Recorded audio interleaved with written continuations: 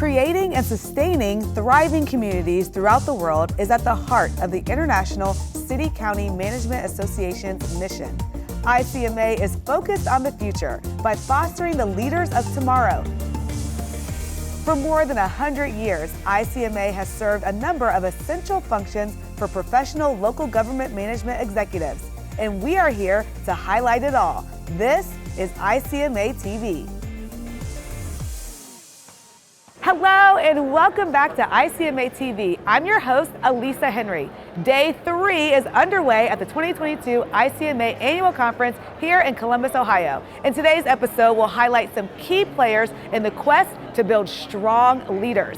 Leadership is going to have to understand what's important to the workforce because those priorities are changing. They have changed and they're going to continue to change. And we continue our tour across the country of cities who are at the forefront of tackling these very issues. It's a warm, embracing, inclusive community who's working very hard to make itself a brighter future. We've got an exciting day ahead, and you can watch it all on the ICMA TVs placed all throughout the Convention Center. And remember, you can always catch all that ICMA TV has to offer by finding us on the ICMA website, by heading to the event info on the ICMA meeting app, or checking out our YouTube channel or Twitter feed. Happening today at ICMA, don't miss the Local Government Roadmap to Affordable Living, the Chapel Hill case study. Plus, today's general session featuring Chevron's former Chief Diversity and Inclusion Officer. And hey, see that exhibit hall back there? Make sure to stop by the exhibit hall for networking and offers from our many vendors. We kick things off today in Ogdensburg, New York, a city located along the southern shore of the beautiful St. Lawrence River, and a spot where officials are reviving the city of reality-based leadership. I've been a lifelong resident and 36 years in business in our city, and I felt our city needed a new direction. The city was facing near bankrupt conditions. We were capped out with our ability to raise taxes. Our sales tax had pretty well plateaued, and our expenses were climbing at a rate far and away greater than our revenue was projected over the next 10-year period of time. So at the mayor and majority city council's direction, we assembled a really highly competent team to look at each and every facet of city operations. We looked at every program from the bottom up, from the top down, to find out where we could make immediate changes and make improvements to reduce expenses. I believe with the things we've accomplished and the things that we hope to accomplish in the next year and a half, that our city will become what it's always had the potential for.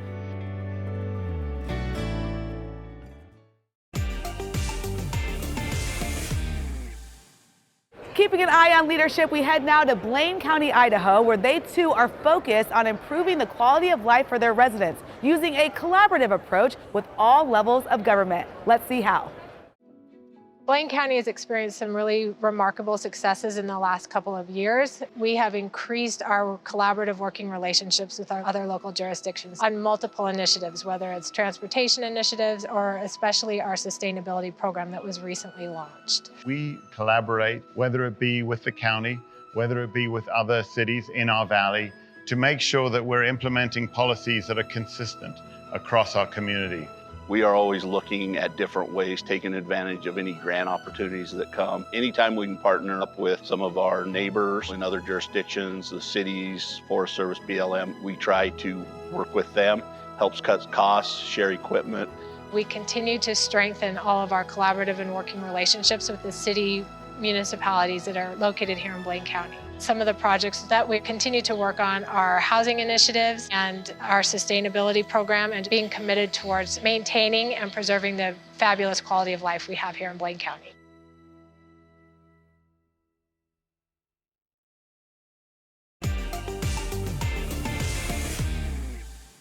And we want to head now to one of those cities experiencing an explosion in population. Hardeeville, South Carolina experienced a 50% growth, more than any municipality in the state. Let's see how they're embracing that change.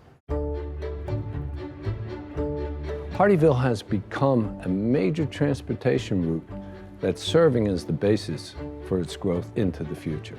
Hardeeville's growth can be attributed back to the mid-2000s, when Hardeeville started annexing large tracts of land. And there are still thousands of acres that can accommodate continued growth into the future.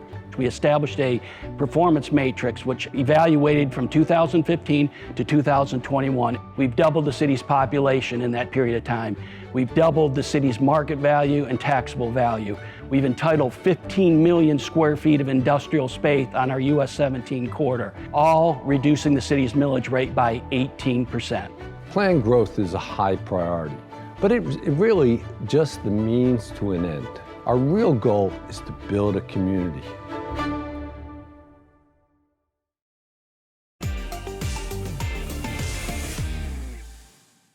Joining us now is Lynne Ford, the president and CEO of MissionSquare Retirement, the sponsor of the 2022 ICMA Annual Conference. Hi, thanks for being here. Glad to be here. So tell us about MissionSquare Retirement and its partnership with ICMA. MissionSquare Retirement and ICMA have been partners since 1972. Wow, long time. And we share a mission, and that's to serve those who've chosen public service careers. And over that time period, over the 50 years, we've... Oh, that's great. And the theme this year at ICMA's conference is Achieving Excellence Together. So what is MissionSquare doing in that regard? Well, a couple of things. Obviously, our mission is to serve those who've chosen public service careers, but also to help their communities thrive and to impact their communities. So I would mention three things. The first is the establishment of the MissionSquare Retirement Foundation, which we established at the end of last year with a 10-year, $20 million grant, giving back to the communities that we serve. And the impact and focuses that we're looking at is the areas of youth and civic engagement, as well as financial literacy. So early next year, we'll have more details about the programs and partners that we will be working with to achieve that. The second thing I would mention is the MissionSquare Scholarship Fund. And for now over 20 years, we've been providing and awarding scholarships to children of fallen public service employees, folks lost in the line of duty, for example, and we've awarded over $2 million to hopefully impact their success, and maybe one day they will be in a position to give back to their community. That's great. Wow, we have a lot of things going on, a lot of great things going on. And MissionSquare is now in its 50th year, so what's next? We do operate with a technology platform that is constantly changing and enhancing, and we would expect to find ways to make it more efficient, effective, easier to do business with us. So that, married with our community impact programs, are the things that we'll be focused on to achieve our mission. Well, it's easy to see why ICMA wanted to partner with MissionSquare Retirement. It's just a great partnership. Lynne Ford, thank you so much for being here with us today. Thank you. Appreciate the opportunity. Let's head south now to Marathon, Florida, where they're also experiencing a population surge, only this time in tourists. Let's see how the heart of Florida Keys is dedicated to serving the needs of both the permanent residents and the visitors. The emerald of the heart of the Florida Keys combines the city of Marathon and Key Colony Beach, and we're a population of about 11,000 people. And during the winter, when we have many, many more people, we're probably almost double that. The City Marathon is a low-lying island chain, so one of our biggest concerns is sea level rise and climate change. One of our big projects right now is the LiDAR scanning of all of our city roads. We're working with the other municipalities in the county on this project, and from that we'll collect data on the road elevations as well as the critical facilities in town and be able to better plan for the future of those facilities. There are huge efforts underway to fund projects that will ultimately raise our roads, protect our infrastructure, protect the homes and businesses. It's an ongoing effort for the City of Marathon's future for as long as we're able to be a vibrant city.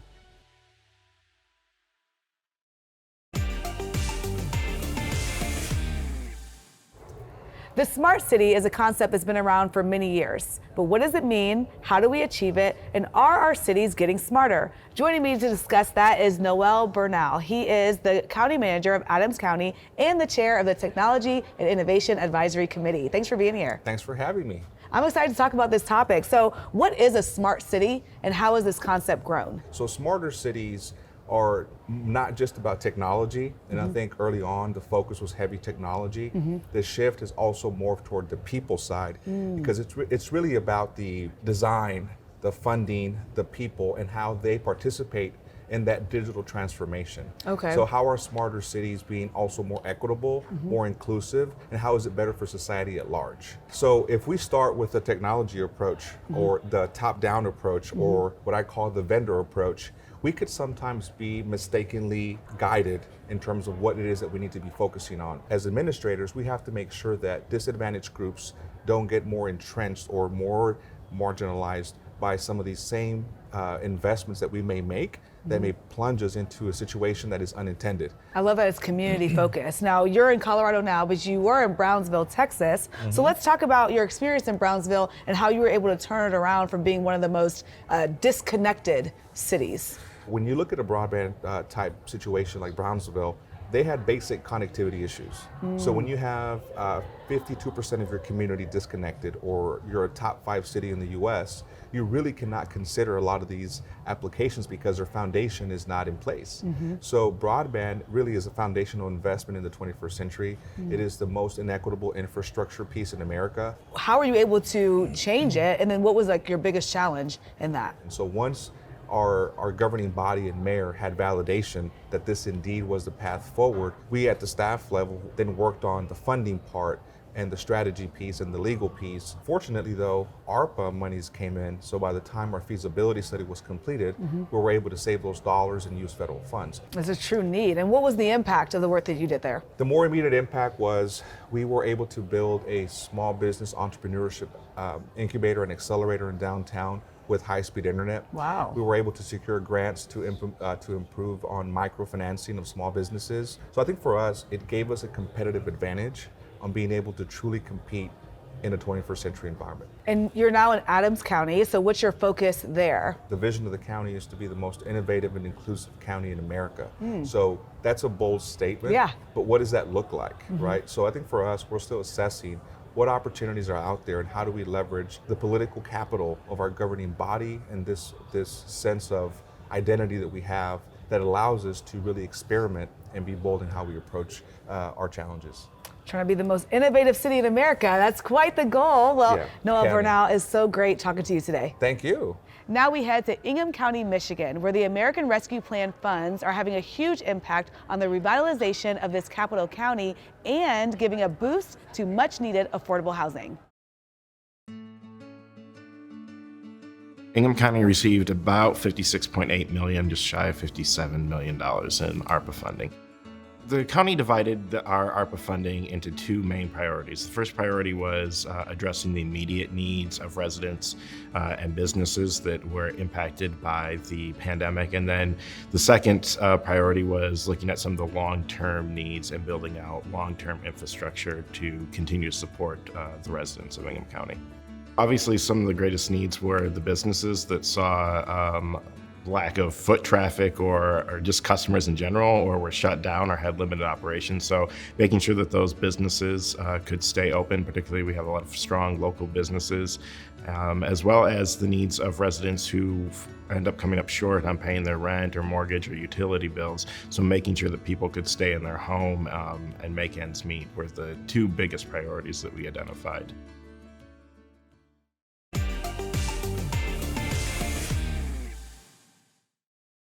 There aren't enough leaders to meet the evolving demand for strong leaders. So how do we fix that problem? Well, joining me today to talk more about that is retired U.S. Air Force Colonel and a leadership expert, DeDe Halfhill. Thanks for being here. Thank you. Thank you. It's so wonderful to be with you all today. Absolutely. So you believe that the demand for strong leaders is in short supply. So how do we fix that problem? People are demanding that their leaders know how to connect with them differently, that their leaders know how to lean into a space that is rife with emotion, uncertainty, and as leaders, we just haven't really been taught those skills. And leaders of today are needing to learn a different skill set. And what defines a great leader? Really, a great leader is one who can read the environment, one who knows the people they're leading, and really has the emotional skill set to navigate those two things, that uncertain environment and the fact that people are people. We're human beings coming to work every day. And what are some of the critical skills that today's leaders really, really need? One critical skill that leaders need to have is the ability to really just listen and get curious. But the truth is we can't have all the answers. So if we can get really good at slowing down, at listening and getting curious with our teams, like that will help you as a leader more than anything else. Such good advice for people who are interested in being a leader. And let's talk about some of the tough topics that you mentioned. So you talk about mental health, inequity with humanity. So why is it so hard for leaders to address these important issues? Yeah, I think society is demanding different things, right? Society is coming up and we're seeing this across the board and we're saying, like, that's not how we want to engage in our work cultures anymore. We're seeing more discussions around mental health. We're seeing more discussions around inequities, learning a new skill set about how you have these really hard conversations. It can be a lot of work, and it can be practicing something you are uncomfortable in and haven't had a lot of practice in doing so. What does a more transparent and less hierarchical style of leadership look like, and how do we even get there? The hierarchical leadership opportunities, like, they're going away. That's not who people want as leaders anymore. They want to be involved, they want to contribute. And to really do that as a leader, when you can't just say, here's the list of the things you need to do, now go do it, and not really engage people in that process, that's not what people want. And so we have to really, as leaders, step into that space and get more curious and, like you said, be more transparent, and that can be hard. DeDe Halfhill, thank you so much for being here. Thank you for your service to our country. Thank you for this tremendous advice on leadership. Thank you so much. Let's head to Lawton, Oklahoma, where exciting projects and partnerships are in the works. Lawton Fort Sill has a tremendous history that begins even before the founding of Fort Sill in 1869, with our Native American heritage that we have here, that we enjoy, that we promote, that we embrace. Some of the great things about Lawton is the culture, the diversity, the Native American exposure, but then also too, it's a great place to live, work, and play. Well, Lawton's the biggest small town you'll ever see. What I like about Lawton is it has a lot of the big town amenities, but it still has a small town culture where people know each other, and they say hi to each other, and they take care of each other. Lawton Fort Sill is all about taking us to the future and becoming a community of choice for young families, and it's all put together by dynamic citizens that are willing to invest in our hometown.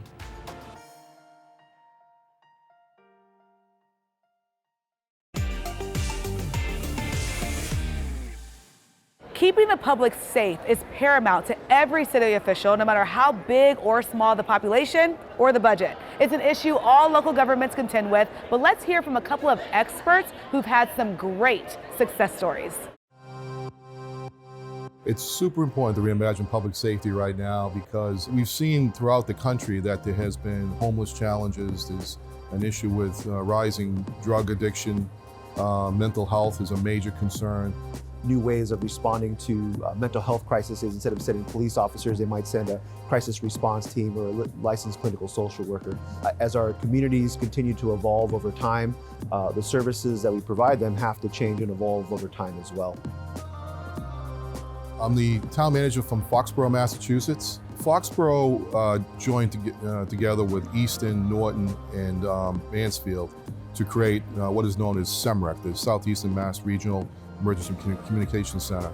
That was created because all four towns at the same time were aging out their equipment. And we reached out to the state and found out there was available funds that we could tap into if we regionalized. And that's exactly what we did. We made the case that if we were able to pull this group together, we would actually grow that facility to be one of the regional top facilities. And we've already done that. In fact, a lot of communities are reaching out to us now to join with us. Our response time has been trimmed significantly. The folks who have used the system and the communities that have participated so far have been thrilled by the response and the professionalism and the high quality training that goes into the center. It's an opportunity where we can create examples of where it has worked well and actually look at regionalizing other public safety services, which I think is going to be critical for us to move forward into the future. We're based in the city of Placentia, California, in North Orange County, down in Southern California. And previously we had provided services to the community through a large regional county fire department. Understanding that the vast majority of calls for service are for medical emergencies, not for fire emergencies. The city is saving now about an average of $3 million a year by providing these services on our own and by separating the fire from the EMS. We were able to shave off about 4 minutes off a typical response by not sending, a 50,000-pound fire engine to deal with routine medical calls. By being able to split those services, we have to rely on mutual aid much less from our neighbors. And that's created a tremendous amount of resilience in the system, both in terms of the cost savings and the operational side of it. When the two-way radio was first introduced, that was a quantum leap in law enforcement when over time as technology changes, demands for service grow and change, cities will have to allow those services to evolve to more effectively serve their communities.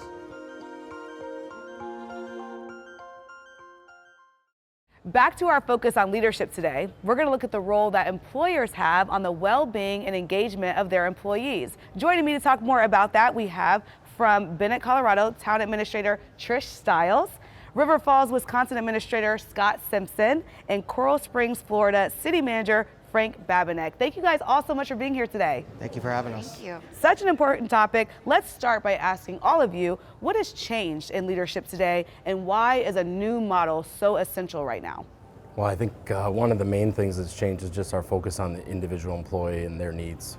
I think for us, the changing demographic of the workplace, and so they want different things than we're sort of used to over all of these years, and so it's time for changes to be made. It's just a different workforce that has different needs and different expectations, and we have to be changing in our leadership styles to be able to accommodate those needs and expectations. Scott, I want to go to you. You've been focused on employee engagement in your city of River Falls. So what was your approach and how did you work to build togetherness within your staff by looking at the organizational structure? Just like you'd have a logistics group or a safety group, we had an employee support group, and their whole job, and they came from, much as Frank has indicated, they weren't just the HR department, it was employees from across the community that came together, and their sole job was how can we support the employees who are supporting the community.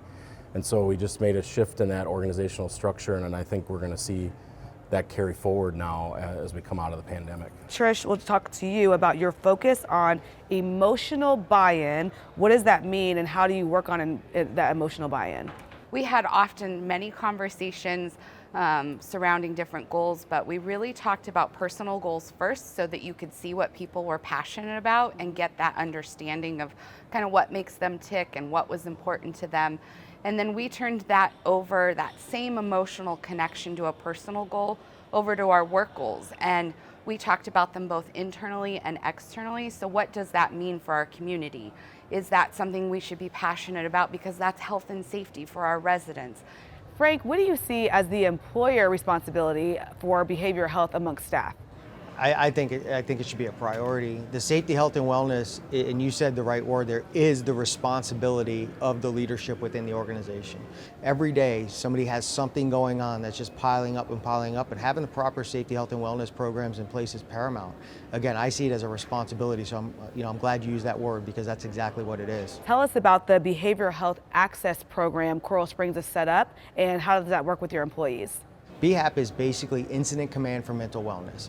It is a model, it's a comprehensive model that has a lot of different components under it that puts them all under one umbrella and has one person in the organization that's responsible for looking after those programs. A lot of times when you walk down the hall and you ask somebody, hey Trish, how you doing? You want to hear, I'm doing great, so I can go about my day, right?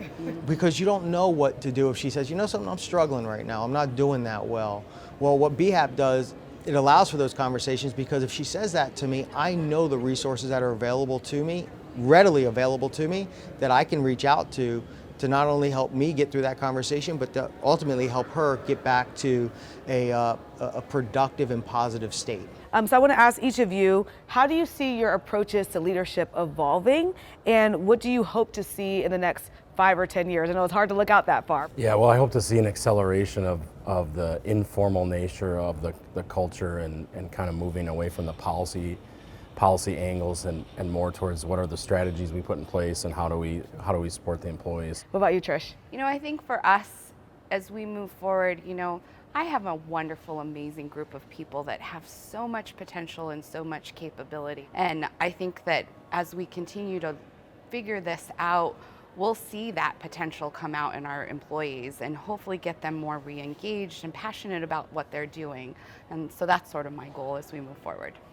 Frank? You know, I think leadership is going to have to adjust to the different generations within our workforce and understand exactly what the panel is saying, is understand what's important to the workforce, because those priorities are changing. They have changed and they're going to continue to change.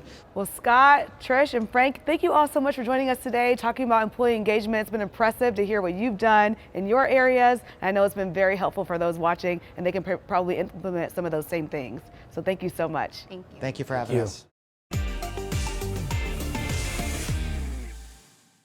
And finally today, before we wrap up, we can't help but pause for some canine cuteness. Always a crowd favorite, the puppy playpen was a must-see stop for attendees today.